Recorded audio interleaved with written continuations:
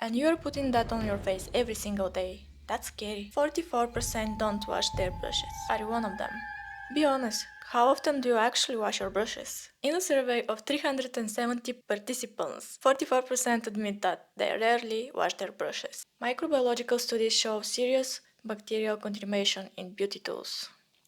We are talking bacteria like Streptococcus, Staphylococcus, and Pseudomonas, the kind linked to skin infection, eye infection, and even respiratory issues. And here's the part that really gets me. These bacteria are pathogenic, meaning they can adapt and become resistant to the treatments meant to kill them. They evolve, and you're putting that on your face every single day. That's scary. This was one of the reasons why I chose synthetic bristles for my own brand. Yes, you guys, I have a beauty brand. It is called 1230 and it was recently launched. For now, we only offer our first hero product. It is a 10-piece vegan makeup brush set and there is more to come. You can find the link in the description if you are interested to know more. It is only the beginning and I am fired up to see it grow. Subscribe to the channel if you wish to be part of the journey. Now let's go back on track. As I was saying, synthetic bristles are generally less prone to hold bacteria than natural animal hair because of their non-porous structure, meaning simply there is less for bacteria to hold onto and hide in. Let me show you the process of how I wash my makeup brushes. What you'll need: a bar of antibacterial soap, some prefer liquid, either works, a silicone scrubbing pad, that little texture tool that helps get into the bristles, lukewarm water.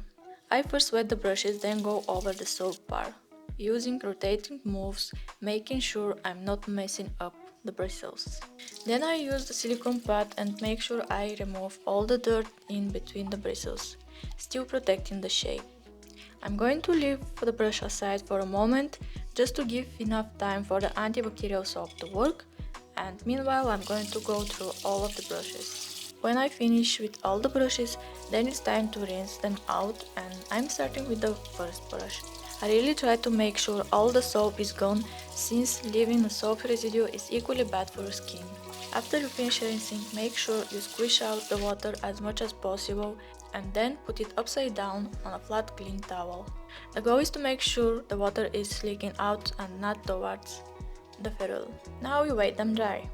At some point you may go through the brushes and fix their bristles a little bit just to make sure they won't dry in some weird shape. Well, how often is good enough? Professional makeup artists obviously they have to wash their brushes every time they use them. For you, once or twice a week is good enough. Me personally, I wash my brushes after every use and currently I'm only using my own brand of brushes, of course, and I can assure you they're extremely durable. They give their best performance even after countless of washes. One last thing before I go, and this circles back to everything we just talked about. Please don't share your brushes.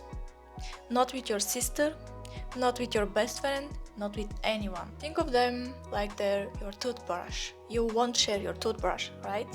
So you don't share your makeup brushes or makeup in general. It is really not worth the risk. If you made it to the end, thank you so much. Please don't forget to subscribe and hit that notification bell so we can stay in touch. See you in my next video. Bye guys!